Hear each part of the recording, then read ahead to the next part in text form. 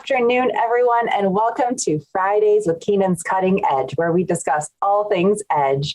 My name is Jenna Labor, and I will be your host as we explore the dynamic world of Don Keenan's trial philosophy, the cutting edge. Those of you joining us live this afternoon are receiving early bird access to this episode. If you have a question, please type it into the comments section below and we will be sure to address it, because as a live participant, you have the opportunity to ask questions and interact with our speaker.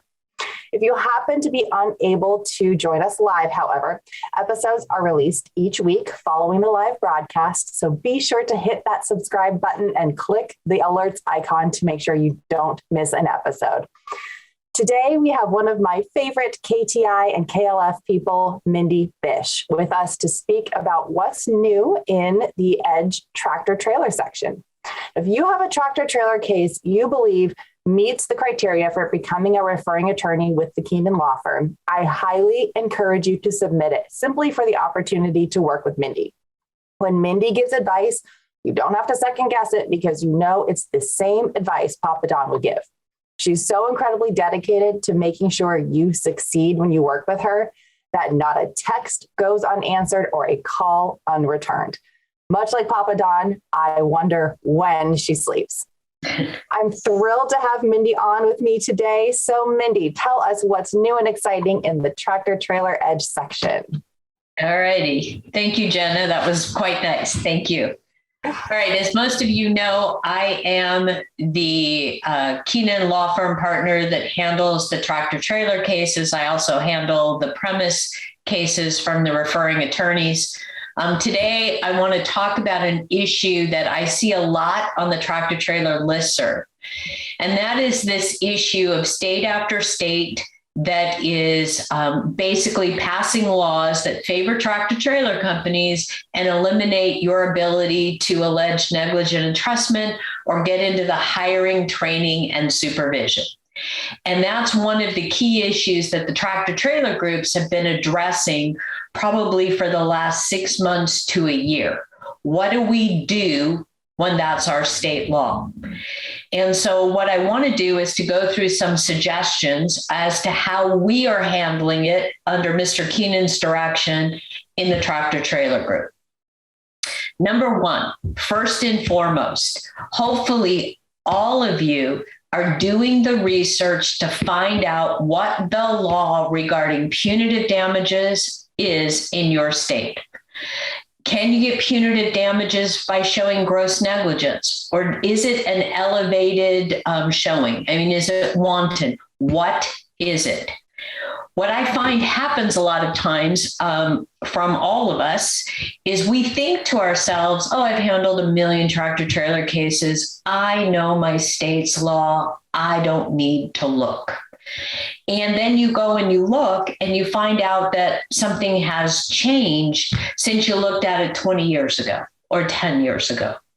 So first and foremost, if you're handling tractor trailer cases and you're in a state in which they're either leaning towards or they've already gotten there to try to tie your hands on that, my recommendation to you is, and it's what we all do, is step number one is a memo on what is the punitive damage law in your state.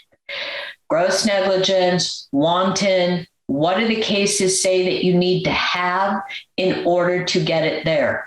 Now, when I say that, what I mean is that our attorneys in the referring attorney group do that research at the very commencement of the case, meaning when the case walks in the door, not when the case is already filed, not 6 months down the road when you're facing trial and they're going to stipulate or agree to course and scope. By that time, it's too late.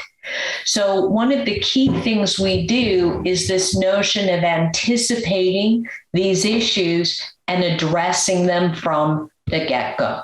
So step number one is to do the memo on punitive damages. Do the research in these cases to try to figure out what you're going to need to show. Now, there are some states that are still lucky enough that negligent entrustment stands as a separate cause of action. And so even then, you need to do the research on what do I need to show? What is the evidence that I need to get?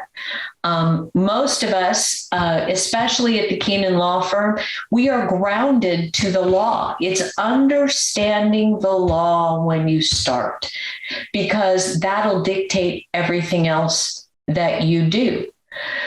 So to give you an example, I'm going to share my screen for a minute and show you, let me just back up. I'm going to show you a case that was with the tractor trailer group out of Wisconsin, where the issue was this negligent entrustment of getting punitive damages into place in order to be able to make sure that our evidence is admissible. And so one of these was done in order to lay out for a judge, by the way, to show a judge rather than tell a judge what the evidence would show. So let me share the screen and give you some idea as to what it was we were able to develop.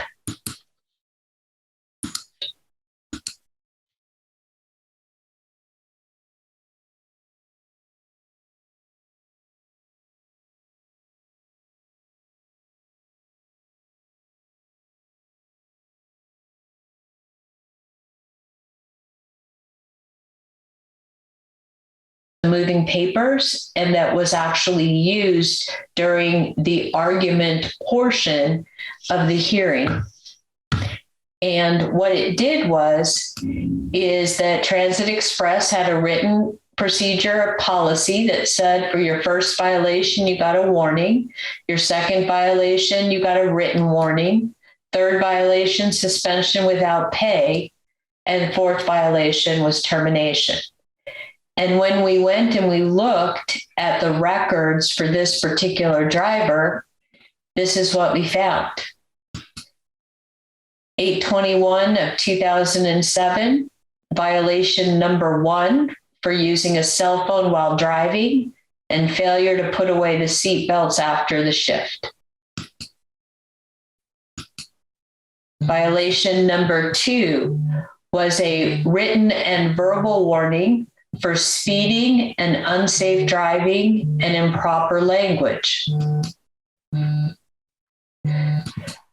Mindy, I'm not able to see your screen share. Hey, Ryan, can you check and see? Well, let me share it then. Hold on. I may need to share it to the other screen. So let me screen share to my main screen. Are you able to see it now, Jenna? There we go. Awesome. I was wondering if it was just me, but I checked with Young G because she's watching and she was like, I can't see it. So let me just back up, and I apologize. It's how PowerPoint works when you have two screens attached. It's all good. Thank you. All right. So we told the judge what their policies and procedures showed. And then we showed what this guy did. So you had 82107, you had violation number 1 for using a cell phone while driving. He was given a verbal and written warning. You had violation number 2, which was speeding and unsafe driving, and improper language, which he was given a verbal and written warning. He rear-ended a vehicle while driving. He was inattentively and with inappropriate speed as approaching an intersection. Then violation number 3 in 2009, speeding in a neighborhood where children play. 2010, violation number 4, he was suspended for using a cell phone while driving. Violation number 5 was a verbal warning with a failure to empty the trash after a shift. Violation number 6 was a verbal warning for using passenger fares for personal use. In other words, stealing. Violation number 7 was a second suspension for using a cell phone and speeding and unsafe driving in neighborhoods and intersections. Violation number 8 was a written warning for using passenger fare for personal use, otherwise known as stealing. Number 9 was a third suspension for using a cell phone while driving and not wearing a seatbelt. Number 10 was a written warning for speeding and unsafe driving in 12. So from 2007 to 2012, we're now at 10 different violations. The 11th was a forced suspension for an unauthorized stop to handle a personal matter.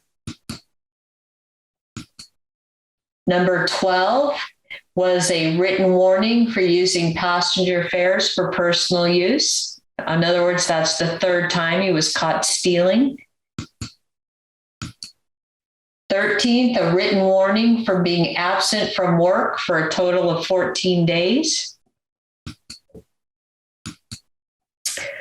Violation number 14 for being absent from work for a total of 9 days. Violation number 15, and you're talking about 15 violations in a 6-year period of time using passenger fares for personal use. That's the 4th theft. Number 16, a written warning for being absent for work for a total of 7 days. That's the 3rd time he basically was a no-show at work. And then the 16th over here was then we had the date of our crash for 2016. Now, we could do this because we were preparing from the beginning for in some states, you have to make a motion for punitive damages after you have filed the case. For example, I believe you do that in Florida. In some states, you put the punitive damage allegation in your complaint. But all of this was geared towards being able to support a punitive damage claim, which is one of the ways to avoid the state laws that take away from you negligent entrustment. Why? Because you get punitive damages in the complaint, they can no longer admit the conduct. You precluded them from using that defense technique. And so one of the things that's the cutting edge is looking, and it really shouldn't be, but for some of us it is the notion of looking for punitive damages in every case. You have to understand the law because you have to know what it is that you're going to go get. So in this case, we were able to show all of these different violations as part of the motion for punitive damages. Now, let me stop my screen share just for a minute, and so we can talk about this. Now, don't wait. You know, so many of us now think that somehow the edge is this thing where we surprise the defense, where we hide things from the defense, where we don't give them the time. There's no reason to do that. They can't escape the law and they can't escape the facts. What you don't want to be is in a position of walking into a courtroom where the defense attorney says, we're 60 days away from trial, and this is the first I'm hearing of a punitive damage claim. And now I need a trial continuance if you're going to grant it. And all of that stuff plays against us because it also lets the judge know that we're being tricky, that we're withholding, that we're not being honest about where we're headed in a case. And so one of the key points, and then it's another, it's what we are working on in this tractor trailer group is getting these things out early and often, using the information that you have, letting the defense know where you're going to go so that they can't claim surprise. oh my goodness, I'm surprised. And so mostly it is what Mr. Keenan would call essentially, I believe, although I was in the Air Force, he was a Marine, but I believe this is what we would call the Marine, the Marine way of doing this. In other words, making sure that we are out in front and prepared. So that's one of the things that I will be working on. Hold on for a minute. Hold on.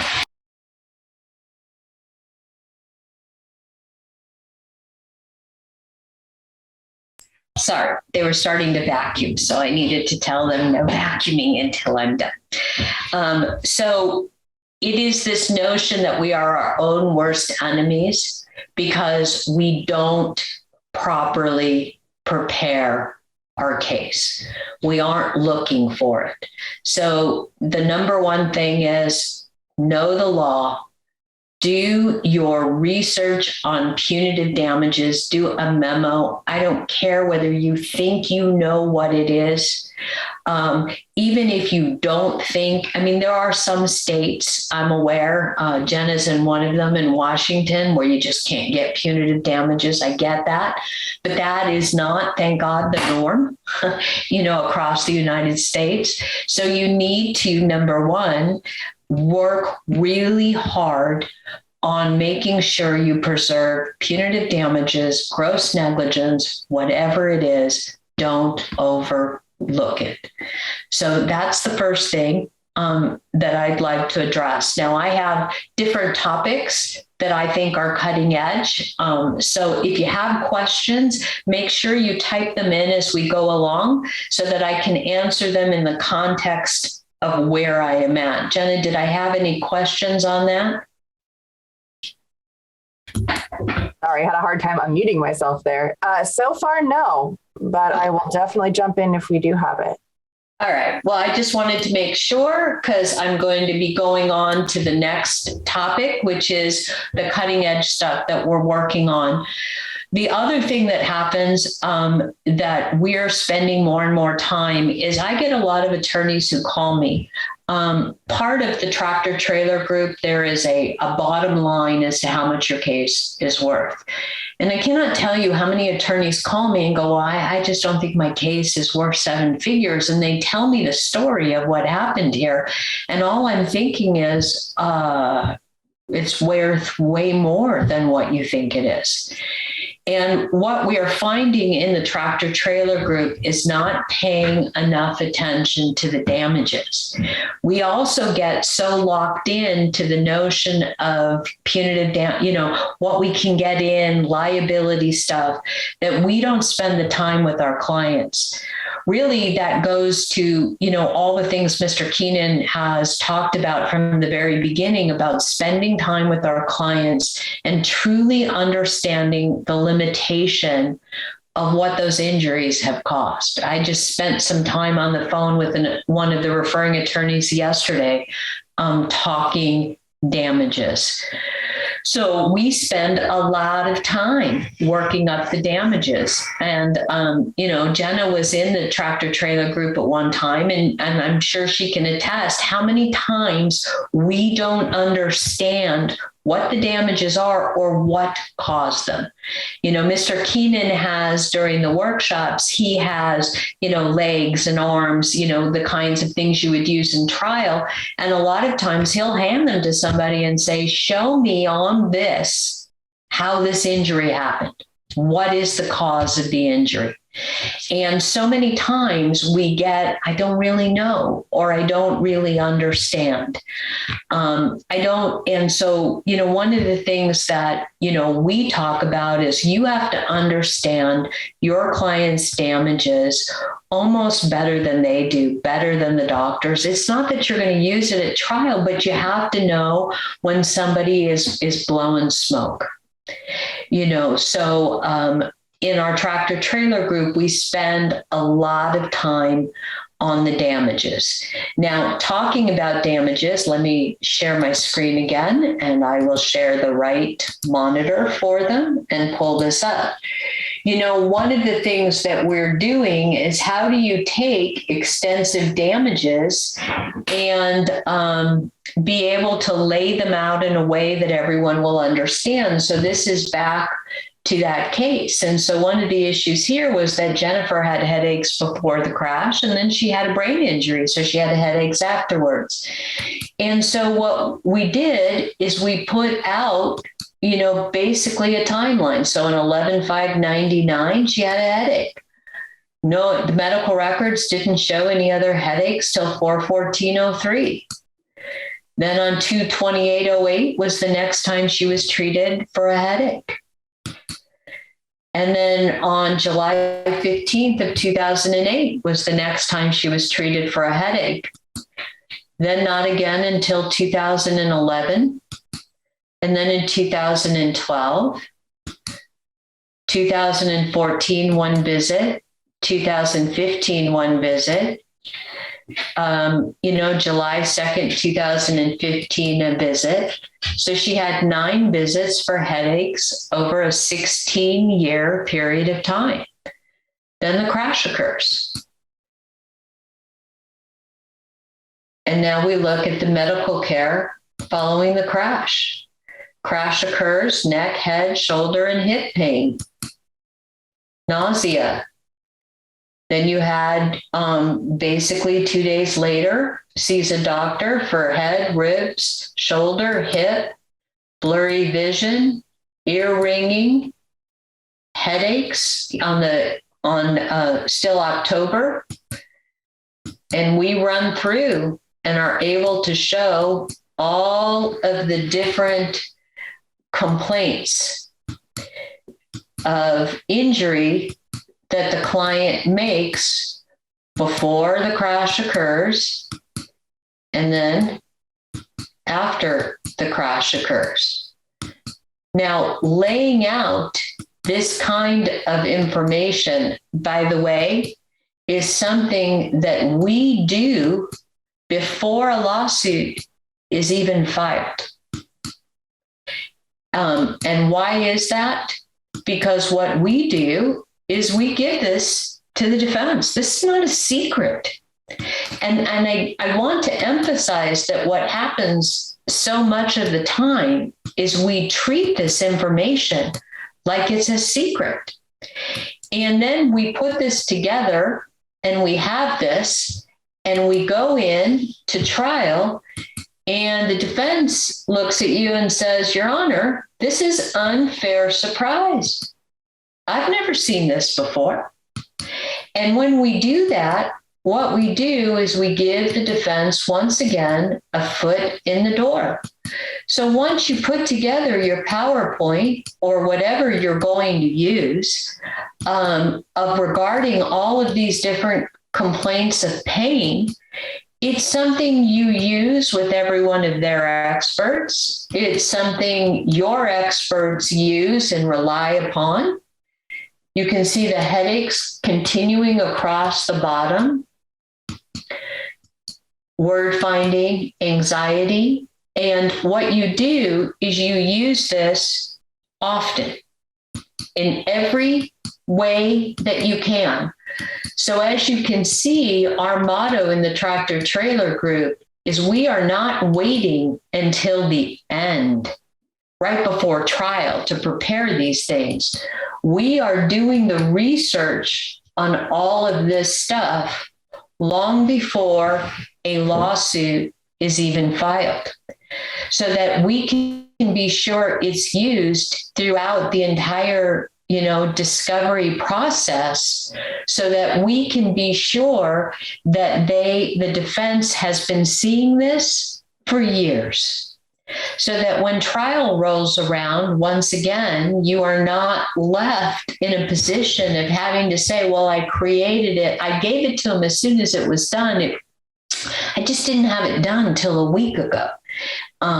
What we found is when you do that, you've shot yourself in the foot. The reason, what you get a lot of times when the lawyers first start with the tractor trailer group is this notion of, I'll never get it in, my judge will never do it. Well, of course he won't. If the first time anybody has seen it is the week before trial, it's easier just to say no than to go through it. But if you can show that you've used it consistently throughout your entire discovery process for 2 years, the judge is not going to tell you no, because it's been out there. The defense has known it. His experts have seen it, just like everything else that we do. And so, in addition to doing the research, being prepared early on, reviewing all the medical records, lining it out so that you understand what all the client complaints are, what all the injury stuff is, doing it early from the very beginning, and then using it, planning for its admissibility at the time of trial is really where we're moving. I remember when I first started with the Edge, a lot of it, the cases were, 2 weeks before trial. So I didn't have any choice but to kind of do an opening that had a stat in it that nobody had ever heard of before, but now I know better. I know that I don't get anything without the hard work. You should have a memo on statistics in your jurisdiction. All of these things should be old hat to the defense in that they've known forever that it's going to come in. So I guess that's kind of the long way of saying that what the tractor trailer group really works on is changing our old bad habits. The bad habits that say, the bad habit that says, I'll do the majority of my preparation a week before trial and hope I get it all in. Or all of a sudden I'm faced with them going to the judge saying they're admitting course and scope, and now I've lost all my hiring, training, and supervision because I didn't plan for it and already have it addressed long before. So I become my own worst enemy.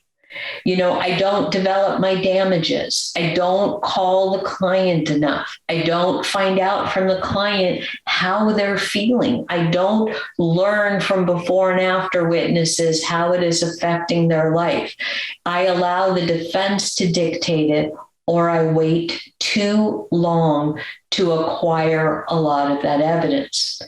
So I need to have it. One of the cases we have in Las Vegas with the tractor trailer group, they've attended a lot of the anti-reptile, although we're not a reptile anymore, we're Edge, seminars, and they file these preventive motions as to what questions you can ask in a deposition.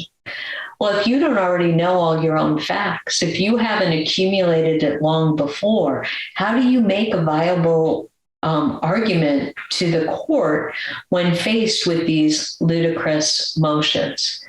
So, one of the things that we see a lot of is people who say, I've been doing tractor trailer cases for 40 years, and they do them the same way. And they don't go back and they don't look.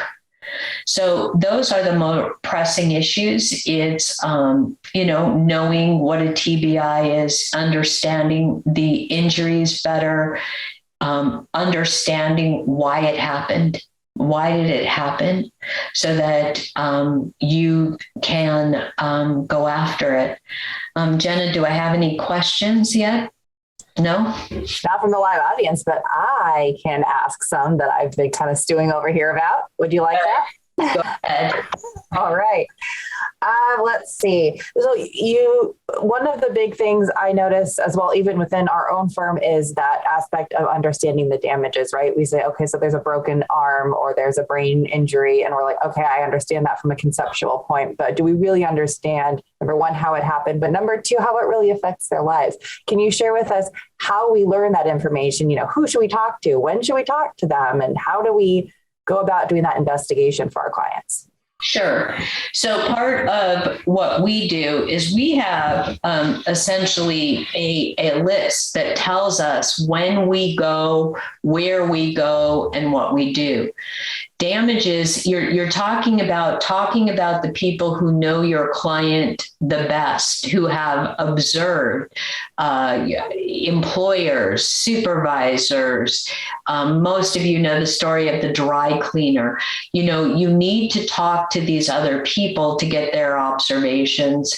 You need to develop a relationship with your client early on so that you become a confidant. I mean, they're not going to just trust you because you met them 5 minutes before trial. They're going to trust you because you've been spending time with them for the last few years. So you want to make sure that you understand it. Mr. Keenan will tell you, you go to their house, you spend time with them, you see it with your own eyes.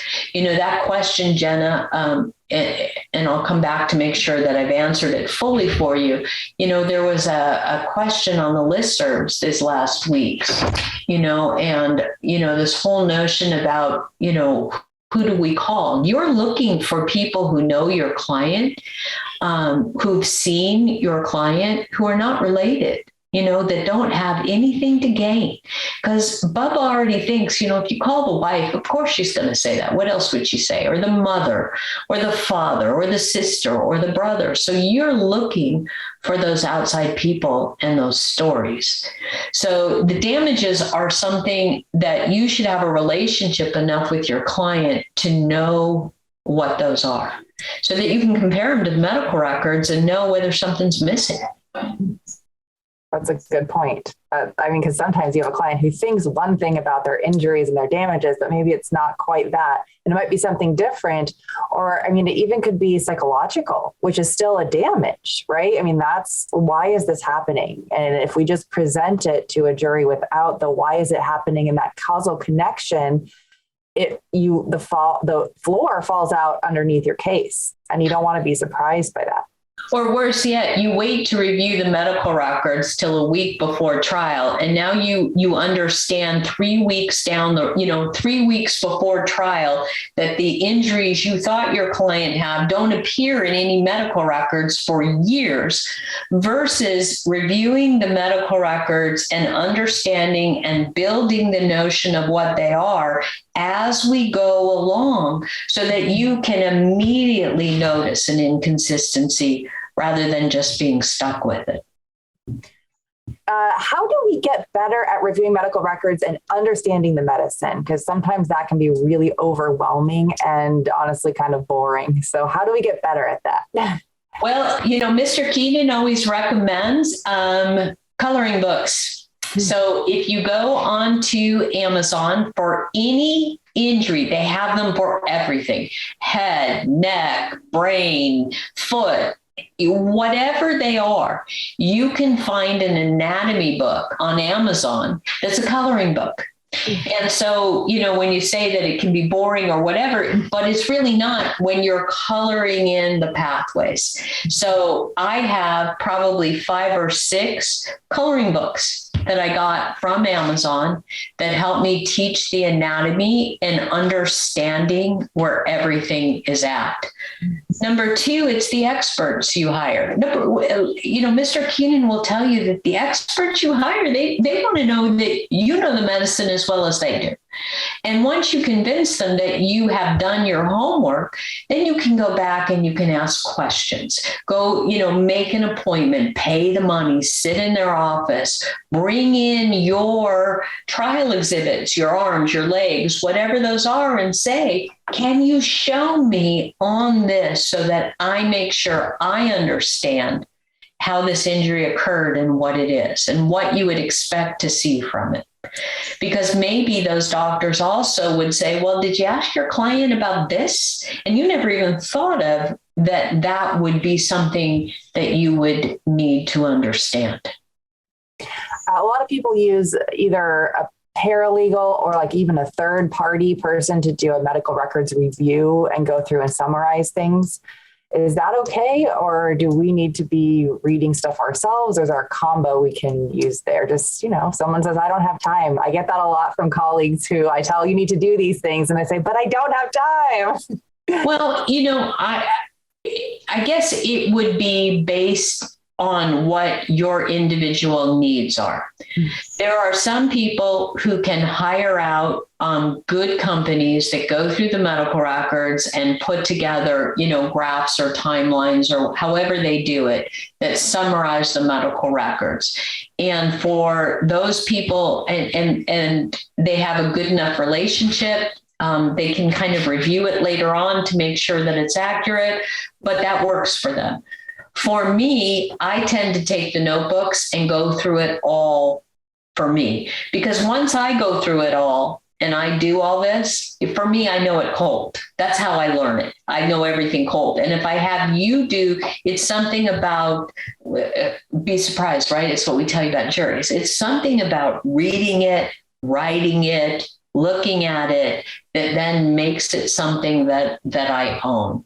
So I think that that's really a personal choice, as long as you're thorough. You can't turn it over to somebody and say, okay, they did it, I don't need to do anything at all. Okay. Yeah, I tend to be similar. I need to look at it and really understand it. Otherwise I miss things, and I miss it. And then I don't want to do it. And then I force myself to do it. And I realize, oh, thank goodness you did it, because you would have missed this otherwise. And actually, I wanted to tie this back into your first topic about the negligent entrustment topic, because it's directly related to something that I experienced recently here in Washington. We don't have punitive damages, but we do have a really robust case law about deterrence.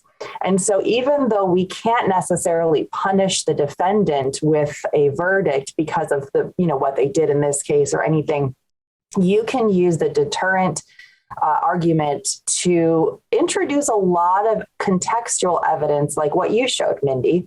You may not get it all in, but you can use it as ammo for the court. And, we do have, I discovered, and this is why I mentioned after doing your own research, people have been telling us for so long, there's no corporate negligence in Washington. It's gone. It's dead. And I found technically it's in a medical malpractice context, but I think it can be used in other contexts, and I'm going to use it because I went in and I read every single one of the 42 cases in Washington that have to do with this, and it's there. It's there. And it's like you don't rely on what defense tells you about the law. Don't rely even on what your fellow attorneys, tell you about the law. And it's not that they don't know.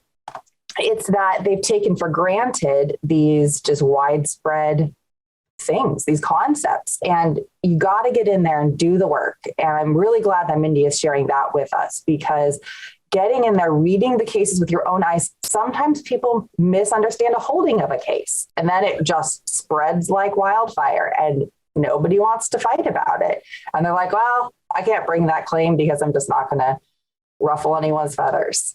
So well, I can tell you that almost every referring attorney starts with we can't do this in our state. Mm-hmm. And they leave with, oh my goodness, holy, we can, and so when we go back to do the research and we really dig, because I can tell you with Mr. Keenan, and I'm sure Jenna can agree, he never accepts we can't do this in my state. Never, ever.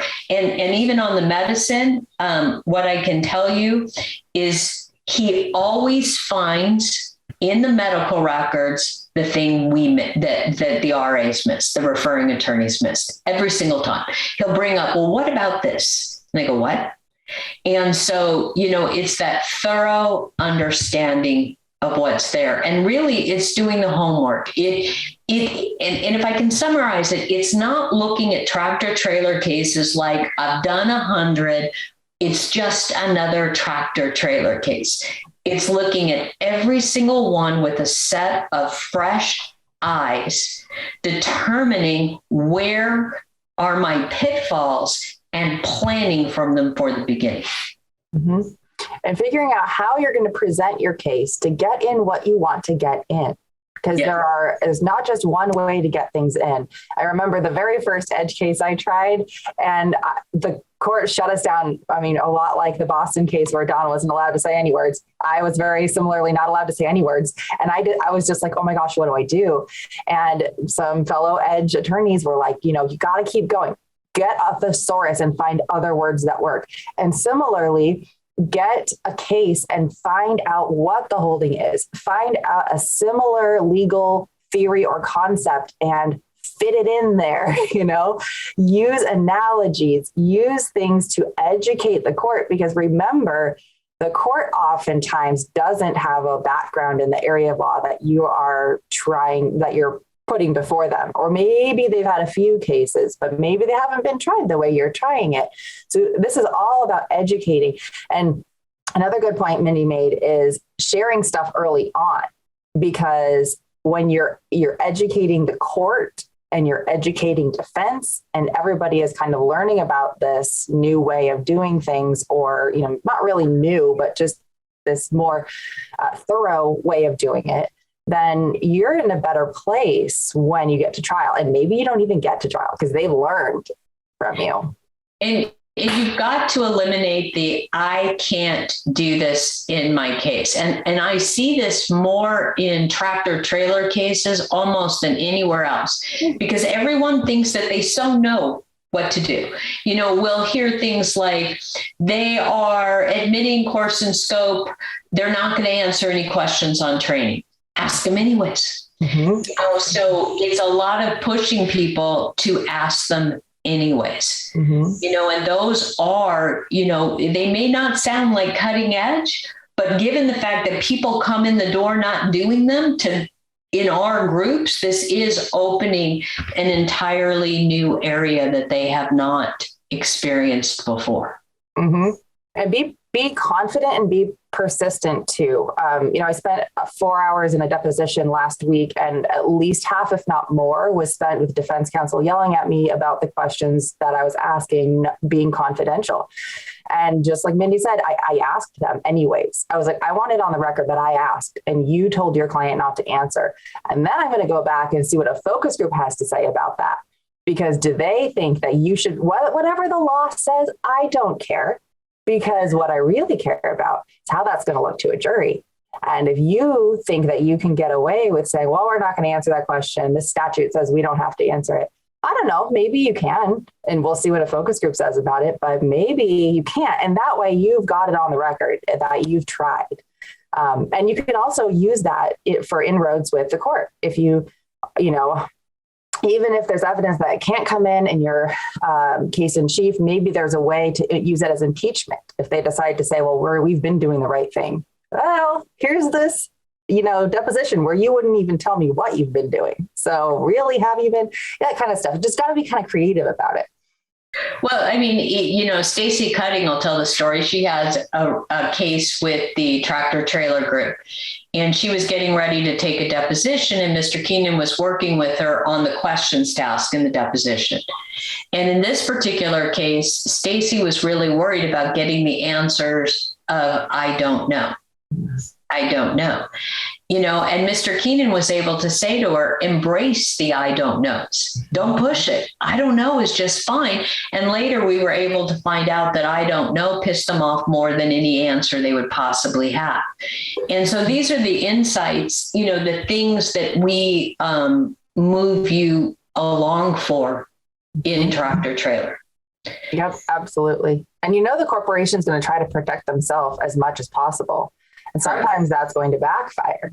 And you just want to know and be prepared about how, when to let it go and say, yeah, I'm, versus there are some questions you want to keep asking over and over again. And Mindy, you have this experience with one of your cases where you had to just calmly rephrase until you got an answer. But other questions that I don't know, or I'm not going to say, ooh, that's good. And it's something you want. Yeah. Especially on that, like the questions like, what did you learn from this? Or what are you going to do differently? We are not answering that. Okay. Don't even think about asking that question. We're not answering it. Okay. That's interesting. Yeah. So it is about, understanding so much in tractor trailer. One of the things that I'll come back around to is that a lot of these major companies, they get into a crash, right? And the very first phone call that's made is to the attorney who's on the scene within 15 minutes of the crash occurring. And now you're in litigation of the case, and that attorney's telling you that all the investigation they did is attorney work product. So the answer is, do you really know what attorney work product is? So it's the idea of, well, that's all attorney work product. Well, okay, but I'm entitled to a list. It's being persistent enough. I'm entitled to a list of the evidence you have that you are now saying is protected under attorney work product. I'm not just going to agree that you know the law better than I do. And so I want a list. Now, what are you going to do with it? So, if you're taking a case against a major company, you have to anticipate that these things happen because they're already, here's the key. They're already anticipating the lawsuit. They've been working on it since 5 minutes after it happened. Have you been working on it since 5 minutes after it happened? Are you meeting them head on, planning for everything you think they're going to allege from the moment it walks in the door? Or are they pulling the strings and you're just following along? Mm-hmm. So, that is what we work on the most, because 90% of our cases, the defense attorney has already been hired 15 minutes after the crash occurred. Mm-hmm. Yep. And you want to know every objection that they make and every argument they make like that. Is it really what the law says? Because they know the law darn well they do, but they will change it a little bit or expand it a little bit, hoping that you don't call them out on it.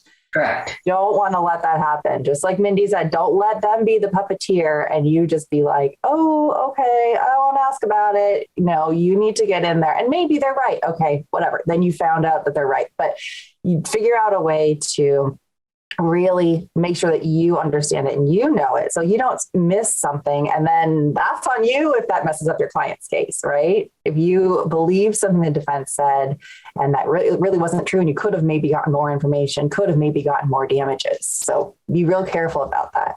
Well, and, going back to the theme, which I started off with, which is know the law and do your research. How many of us have worked on or have, pocket briefs or memos on what exactly constitutes attorney work product in whatever the state is that we're working, and have read the cases? How many of us know what is the effect if this attorney alleges attorney work product here? Is he forever barred in my state? When can it come in? Who can he give it to? Can I get it from that person if he gives it to a third party who is out there? And that all goes back into making sure, because I will tell you that Mr. Keenan knows the law on all of these different aspects better than the defense attorney long before those issues ever come up. And so, when we talk about cutting edge, really it's almost back to basics. It's being able to understand what the answers to those questions are. So if he says attorney work product, are you in a state where that means it ain't ever coming in? What effect does that have? Maybe that's okay with you. Maybe it's not. How much time have you spent looking at the law and analyzing this before you open your mouth or file your motion or do whatever? Or are you just knee-jerking doing what you've always done? Because if you're doing what you've always done, you're going to get what you've always gotten. And if you want, part of coming to the edge is for those of us who want to get something new, different, and better. Exactly. And think about why you're doing something. Why am I looking for this piece of information? Is it because it's in my pattern interrogatories and requests for production, and that's just what I've always done? Is it because I learned it at some, CLE or something? Or is it because it's really designed to get what I want it to get? Right. And be conscientious about what you're asking for and why. I had a colleague reach out about a motion that was filed and she wanted help defending it. And I was like, well, have you thought about the fact maybe you don't want to fight this too much? Like maybe the outcome that the defense wants is good for you. Think about that, because maybe, so you really kind of want to be intentional. And that's one of the things I learned a lot from the Edge is be really intentional about what depositions you take, when you take them, why you take them, in what order, what evidence you're looking for, what battles you choose your battles, which ones do you take to the end of the line, and which ones are you like, my energy is better spent elsewhere, because defense's job is to just spin your wheels and make you crazy. Well, and that's what we spend our time in the tractor trailer group doing, is planning out these cases from the beginning, making sure that we have all the law, making sure that we understand all the damages, finding out, did the defense attorney show up, 5 minutes after the crash? Who else showed up?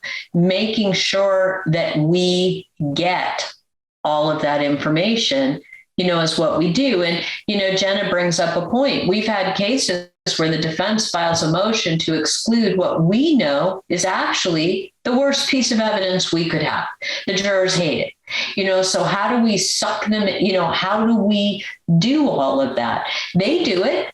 This is not rocket science, but it really is about, when you talk, does the judge believe that you are the master of the law in the courtroom? It's really, and if he or she does, then they will rely upon you more. And if he or she don't, then you're dead in the water. So are you prepared? Have you done the work? And not a week before trial, not when faced with motions, but way before you file, from the moment the case walks through your door. Now, Mindy, if we want to submit a case to potentially be considered by the Keenan Law Firm for a referring attorney, how do we do that? What are the criteria? And I guess, where do we go to figure that out? Well, you would send over just an email to me at mbish@keenanlawfirm.com. That's mbish@keenanlawfirm.com. And I can take a look at it. We have certain criteria as to value. It has to be, a 7-figure case. It has to have insurance that would cover that kind of a judgment. And it can be, a car crash case with a company car or a pickup truck. We have those too. You would submit them to me. We always focus group them first to make sure that they meet all of our criteria. We do virtual focus groups once a week, sometimes twice a week. And it's Greg and David and myself and Mr. Keenan and some of the office, and we review it all. Melinda Young is a new fellow with us. And so I've been working with her.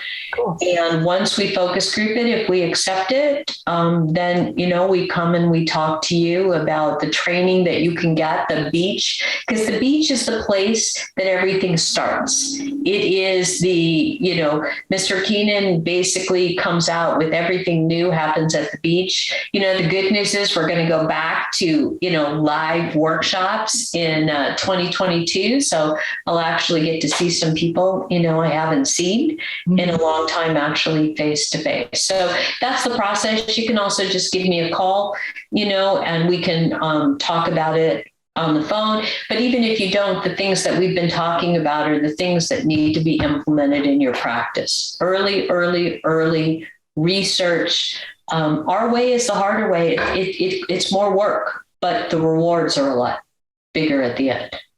What if we've already filed or we're in litigation? Is it too late to submit something for consideration?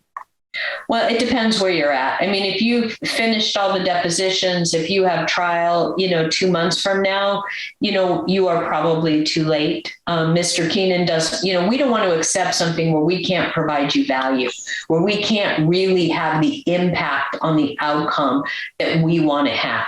We could take cases all day long, but we have a specific notion that we want to make you better lawyers, that we want to make the cases better cases, that we want to show you things you haven't seen before. So if you've done so much that we don't have the room to do that, then yes, it would be too late. But somewhere in the middle, I remember, I think we had filed.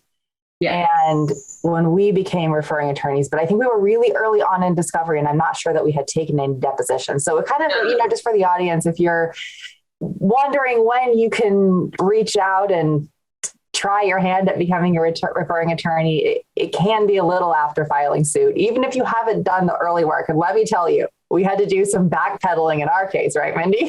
Yeah. And if you remember, you hadn't taken the depots yet because we role played at the Santa Rosa Beach office with you and Young G and me. And we role played those depots before you went and took them. Yep. That was the first time we learned about hit lists. That was the first time we learned about how to get the topics, and how to formulate the questions. I mean, it's a really wonderful experience, everyone. I highly encourage you to do it and keep submitting cases too, right? Mindy, tell us a story about how many cases you submitted to Don before getting to work with him. I think that we submitted 5 before he said okay to the first one. And then I can tell you that it changed the way that I practice law. I mean, there's no other way to say it. Being able to watch and hear how Mr. Keenan thinks things through is is really an amazing process that forever changes how you see your own cases. It helps me screen cases differently too, I feel. Like right when they come in, I'm looking for different things because of the things that you guys found out were issues in cases we sent over to focus group. Well, yeah. And the thing of it is, what I hear a lot of is I can't run my practice and do everything you want done. Well, Mr. Keenan's attitude is you shouldn't have so many cases that you can't do these things because that's what the cases deserve. This is the work they deserve. But you benefit because you have me that you work with, you have Mr. Keenan that you work with, you have all the things that go into play, and some pretty amazing stuff comes out.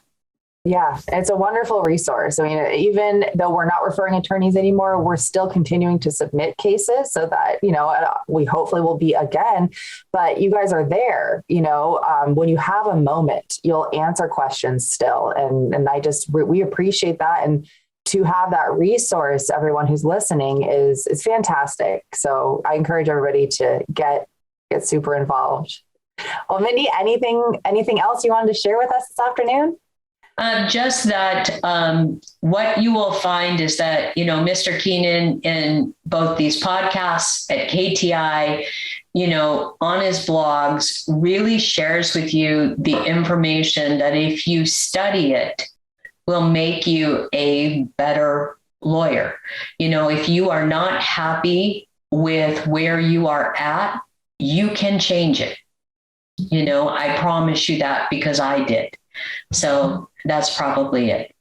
Thank you, Mindy. We'll put Mindy's contact information in the description below so that you can reach out to her directly with questions about tractor trailer cases, the EDGE system, and possibly becoming a referring attorney with the Keenan Law Firm. And thank you to all of you who joined us for this week's episode of Fridays with Keenan's Cutting Edge. If you liked today's episode, please click that thumbs up and don't forget to subscribe and sign up for alerts so you don't miss the next one. Next week, we will be hearing from Neil Anthony as part of our Superstar series. Neil achieved a stellar result in a recent case and will be sharing about how the EDGE method helped him get justice for his client. I can't wait to hear what worked for him and get some inspiration for my own cases along with all of you. Have a wonderful weekend, and I'll see you next time.